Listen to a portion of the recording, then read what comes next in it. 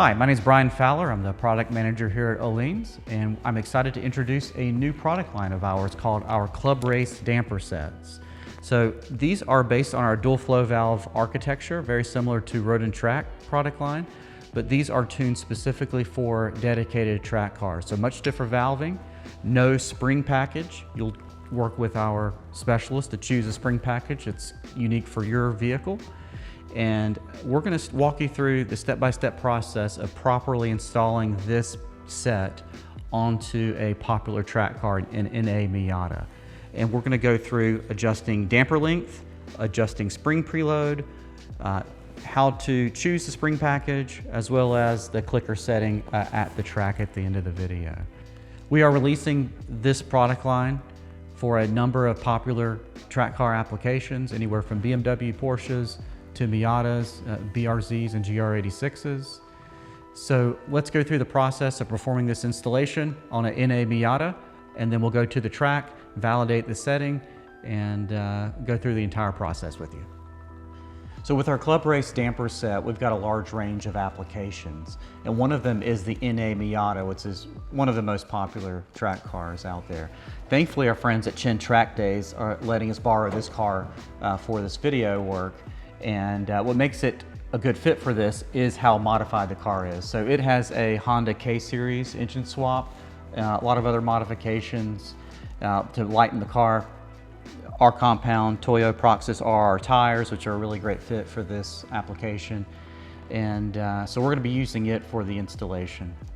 One of the first steps we want to do when performing a modification like this is getting a good baseline of the static ride height of the car, and making sure the tire pressures are set correctly, and go through and take those measurements. So at Öhlins, we call the center of the wheel to the fender vertically the B measurement.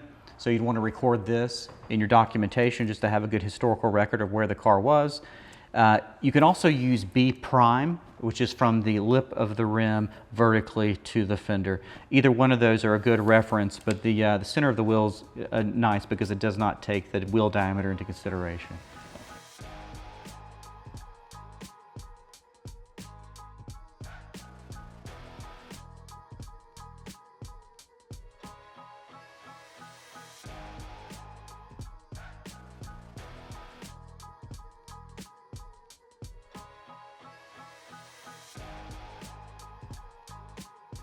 Okay, now we've got the original suspension off the car, and this is a good opportunity to check the compressed lengths of these dampers and compare them to ours as a good starting point. So with the Öhlins product, you can adjust how long the damper is, and by adjusting that length actually sets how far the tire goes into the fender. We have a good starting point in our mounting instruction, but if you're watching this video and you don't have a good starting point, then starting with the takeoff product can be a really good place to start. So what we'll do is take a measurement of the extended length of the damper. We'll take a measurement of the stroke, the visible stroke on the damper, minus the bump stop here, so approximation. We'll minus that out of the complete length, and that gives you the compressed length. So we'll then take that measurement and compare it to our product fully compressed. So we will take the full length of it, minus the stroke, and then we'll find that, yes, we need to make this damper a little bit shorter to match that compressed length. So we'll set that down there, take a measurement and confirm, and that just sets you up with a good starting point once you put it on the vehicle.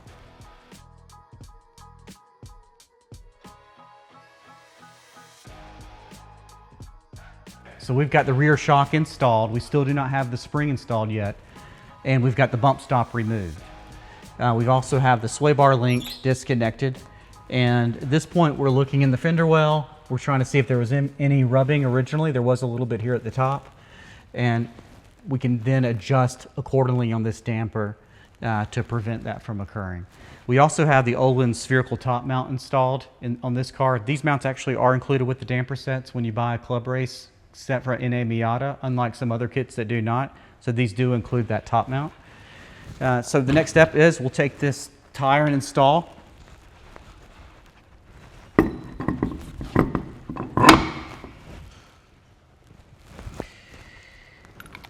And this Toyo RR is really a perfect tire for this type of product. Having a R compound tire is a good match for the type of tuning for this Club Race shock line. Okay, from here we'll use this jack and jack the tire up and fully cycle it from fully bottomed out to fully topped out, and check for clearances around the tire, check for the brake lines, make sure they're clear, and also that all the ball joints and everything has have full clearance and ability to articulate throughout the full suspension range.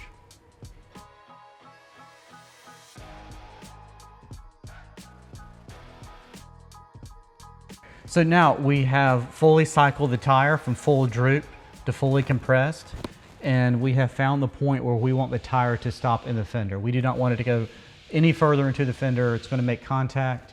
It's further than it's necessary. So at this position, we've got plenty of compression travel for this spring rate. So we are going to set the shock now to stop at this point and not allow the tire to go any further into the fender. Once we have that set, we do have to keep in mind that the bump stop that protects the shock from bottoming out and damaging itself, that it has a fully compressed length as well. It's about 15 millimeters for this bump stop. So we're going to change the length of the shock a bit to accommodate this bump stop. So after it's fully compressed in the real world on the track, that this tire will stop at this same position. All right, so now we've got the tire fully compressed into the fender, and this is our bottom out point. We're going to take a measurement of this. And now we're going to reduce the load on that tire and bring it down to our static ride height. This is the height where we expect the car to be just statically in the paddock. So we'll come down to about 500 millimeters as the target, a little bit more, just below there. Yep, and that's going to come out to about 52 millimeters of total bump travel. And the other half of the travel, about 65 millimeter, we're going to use for droop travel as the tire droops down. We feel that for this ride frequency target for this car, that 52 millimeters of bump travel is sufficient. So when we talk about ride frequency, we're talking about the relationship of the spring, the motion ratio, and the sprung weight that's on that particular corner.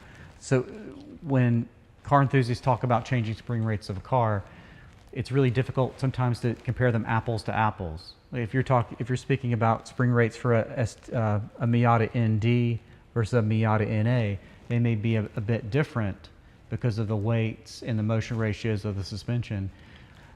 So we will speak in ride frequency terms. And the best way to describe ride frequency is to envision the car with no shocks and just springs on the car. And if you were to drop it from a foot off the ground, how much the car would bounce within a 1 second period.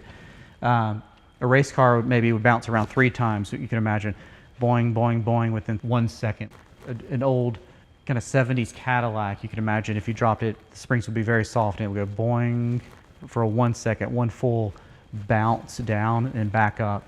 A car like this, you're going to be around 2.5, so 2.5 bounces per second, and closer down to 2. So we're somewhere in 2 to 2.5.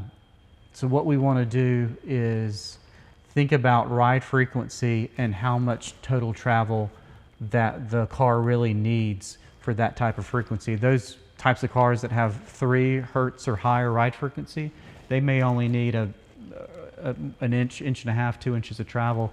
This car is going to have 52, so it's a little more than 2 inches for the ride frequency we're targeting.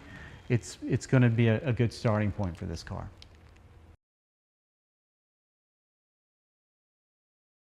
All right, so now we've got the shock length set, but we still have to make one final change to the shock length, and that is to accommodate this bump stop. Like we said, the bump stop cannot entirely compress. So to accommodate for it, we know that at fully compressed, it's about 15 millimeters theoretically. So what we're going to do is compress this shock about 15 millimeters more to account for that.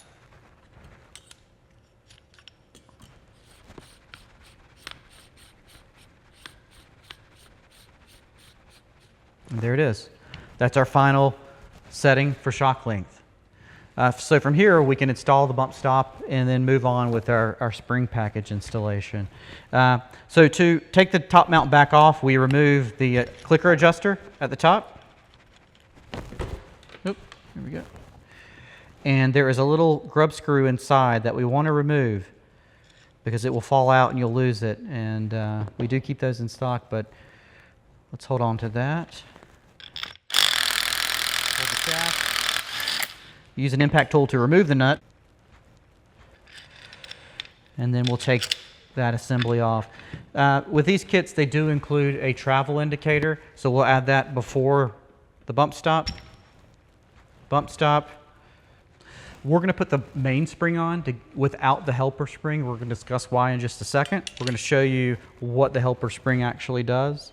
Bump stop, back washer, the spacer that goes below the top mount is a spherical bearing and it needs some room to articulate, so that spacer lives there just to give it some breathing room to rotate.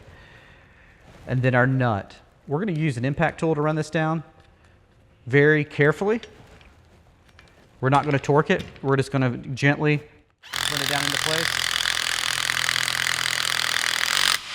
That's it. We'll torque that down later. So you'll see in the suspension kit that came off the car, and you'll see a lot of racers running a mainspring that's loose. It actually has a negative preload on it because the spring is so stiff that if you were to run the spring with preload against it, the car would not settle down into the suspension. So springs of this type of rate are so firm that you actually have to run a negative preload on the spring. And what that allows is for the shock to begin to compress before the mainspring compresses. So we've done some basic math with this suspension as a starting point, taking into account the sprung weight. So that's the weight of the car minus your brakes and your the bearing carrier, half the axle weight, half of the control arm weight, half the suspension weight. And we have taken that in combination with the motion ratio to determine that using this spring rate, we need to run about 14 millimeters of negative preload as a starting point on this suspension. So you would say, yeah, we'll just run this up until there is 14 millimeters here between the spring and the top mount. And let's just estimate it here because we're actually going to incorporate the helper spring later. But that type of setting with, let's say, roughly 14 millimeter here, this shock is going to compress, and then the mainspring compresses. So if you ever look on a race car, and you might see a short little mainspring, and it might only have 2.5 inches of travel. When the shock has maybe 3, you might wonder, well, how does that spring function with that shock? Well, it's because the shock absorber is going to compress before this mainspring compresses. So even though this spring might only have 2.5 inches, it doesn't need any more to accommodate the shock absorber. But having a spring loose like this on a racetrack is not a safe way to assemble a suspension. You can imagine that the spring can get off the perch and get jammed if you're coming off of a curbing and cause some handling issues. So what we're going to do is incorporate a helper spring below this spring, and all its job is to keep this spring up on its perch and in a safe position. So this spring has very little spring rate to it. It's not a tender spring that has spring rate. It's a helper spring. It's just you can compress it by your hand. And we're going to run this perch down. Take the nut back off.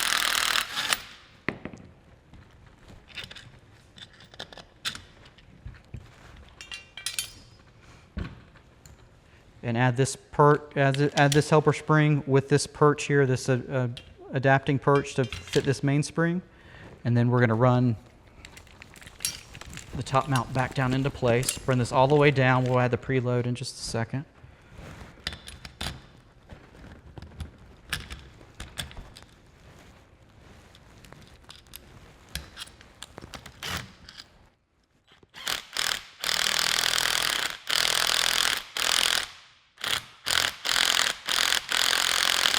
All right, this stops there. We'll torque that later. That's not torqued to spec yet.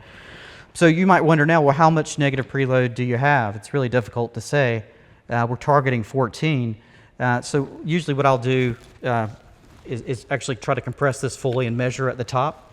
Or you can take a caliper like this and just measure between each of the coils. So that one's 7, that one's about 8, and that one's 8. So obviously we got a ways to go to compress this.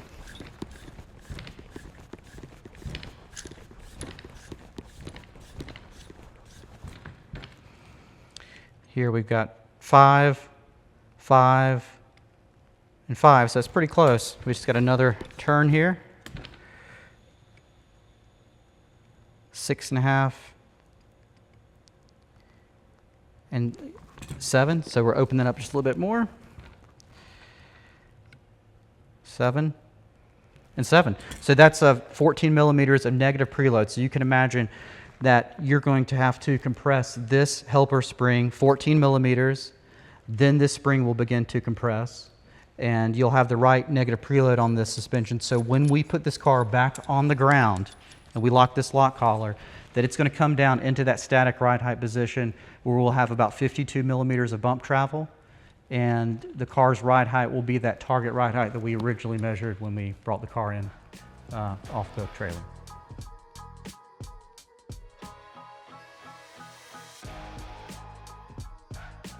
All right, so we just wrapped up the rear suspension and we're going to move on to the front. It's a very similar process with this car, being that it's a double A-arm on the front as well. If it was a McPherson strut car, like a BMW or Porsche, the process is still very similar, where you are fitting the front damper without the spring, choosing a starting length, and then fully compressing, checking the tire clearance from lock to lock. So we'll be doing something very similar with this car here. We've got a good starting point here on the shock length, and now we're going to fit it without the spring and without the bump stop and do that same clearance check as we did on the back.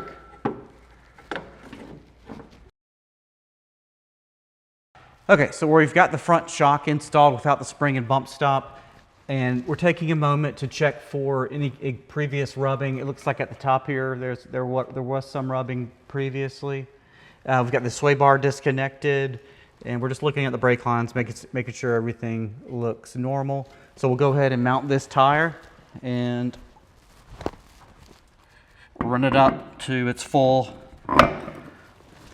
bottom out position on the car, and we'll check for clearances lock to lock with the steering rack.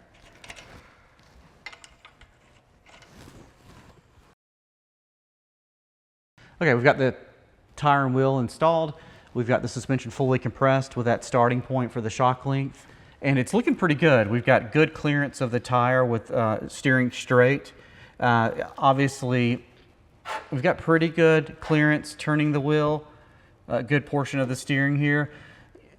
It's unrealistic to expect the tire to go full lock to lock with the tire fully compressed in the fender, but this is pretty good clearance, all things considered.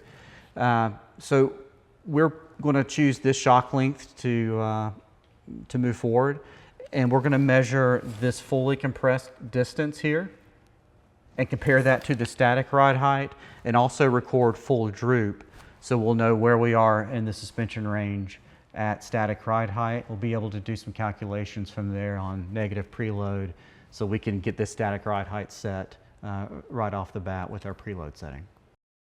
So now we have the tire back down to the static ride height, and we're going to go lock to lock and just make sure that we've got full clearance of the tire, which we do. Check all around, make sure the back here is clear. And now we'll take a measurement from static ride height, so we'll have that delta from the fully compressed and from the full droop, so we can then calculate our spring preload. So now the tire's down at full droop, and we're going to take this measurement, and now we have all three measurements from full bump, static ride height, and full droop.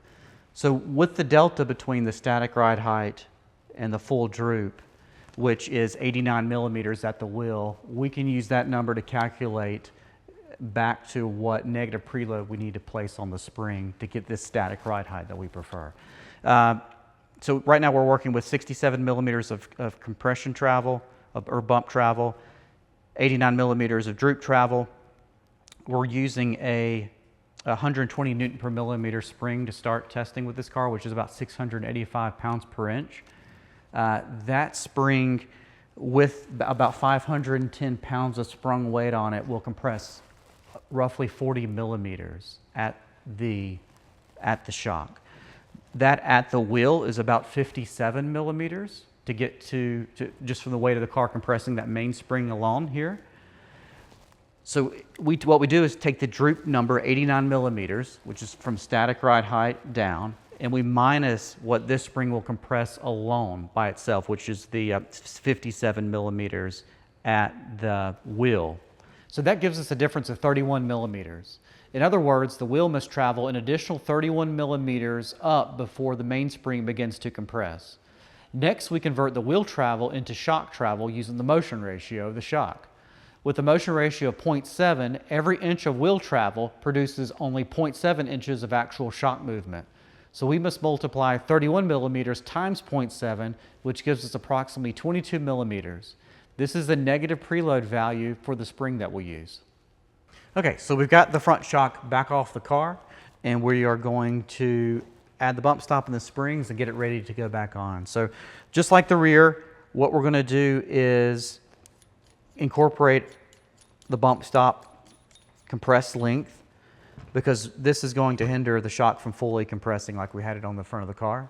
We know that the fully compressed length of this bump stop is roughly 15 millimeters. So we are going to run this lock collar up for the length adjuster, 15 millimeters.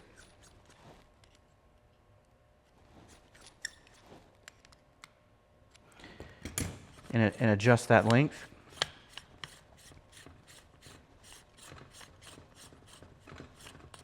Lock it down there. Take the clicker knob off. Take the grub screw out.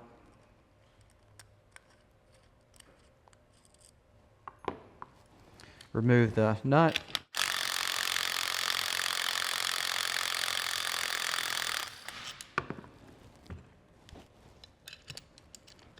Mount off, spacer off, bump stop back washer off.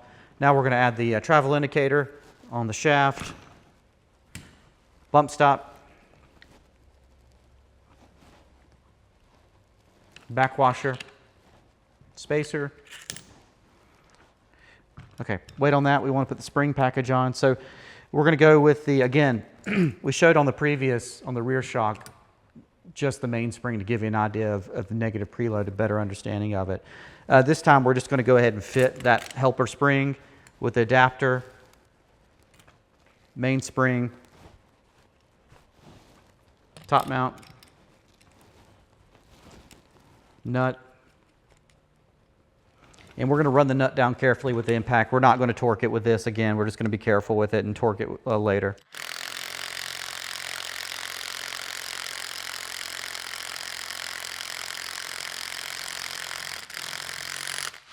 So now we're going to set the negative preload on the spring. We've got our helper here below the mainspring. So now we're going to measure the distance between the helper spring coils.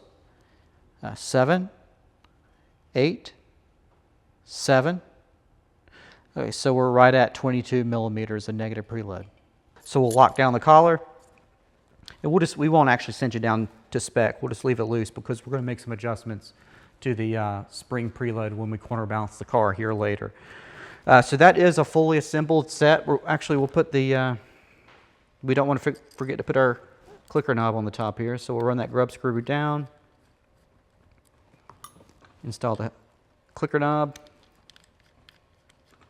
Now we've got the coilover completely assembled, but we want to go back and just make sure that that top nut is torqued correctly. Using impact tools is fine to run a nut down, but you've got to go back and torque it correctly. So we're going to take the clicker knob off, the grub screw out. We're going to set our crow's foot on the nut with the torque wrench, and hold the shaft steady with the Allen wrench. And then we're just going to torque it to the spec. Like that. And now we know that that is torqued correctly and not over torqued by the impact tool. So we'll go back with the grub screw.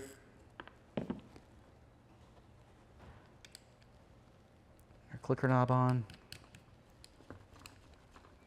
Tighten it down. And then this is a chance to make sure that our lock collar is tight on the length adjuster. We do have a provision on the spanner wrench to tighten it to 40 Newton meters. And then we're going to continue to leave the lock collar on the spring perch loose when we corner balance the car. So now this is ready to go on the car, and go ahead and get it corner balanced.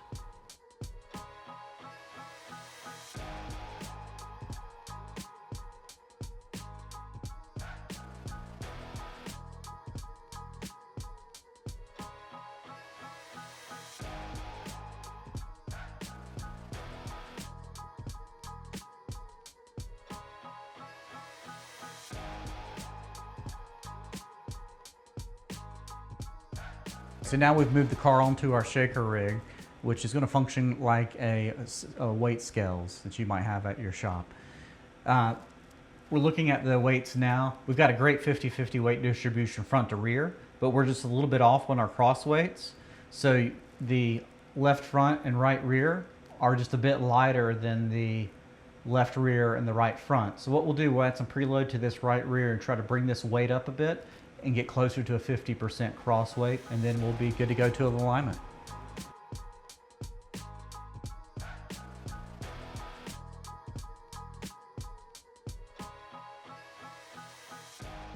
What we've done is add some preload to the right rear to try to get some weight distributed over there. So we went from 52.1 to 50.7, which is acceptable. So we're going to call it. We think this is a great arrangement, and we're going to send it off to the alignment shop to get aligned, and then we're going to head to VIR to do some track testing. Okay, so now we're at VIR. We've got the car corner balanced.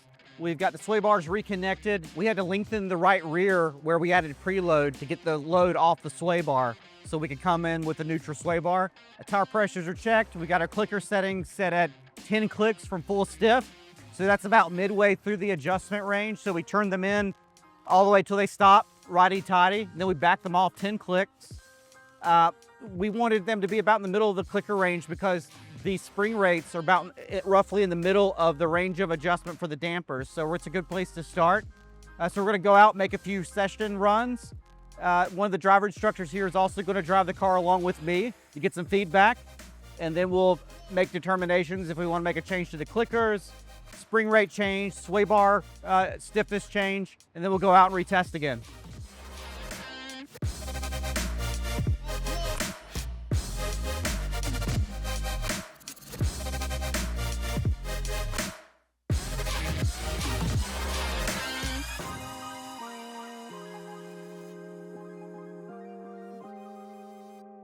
So we've ran a few sessions now, and the car is 99% there. We've made a small clicker change in the rear to try to settle the car a bit more in the uphill S's, and the car's feeling great. So we feel like this is a job done, and the owner is going to be really happy with the setting. And we hope this video is really helpful for you when you're setting up your suspension. And if you have any other questions, please reach out to us here at Öhlins USA.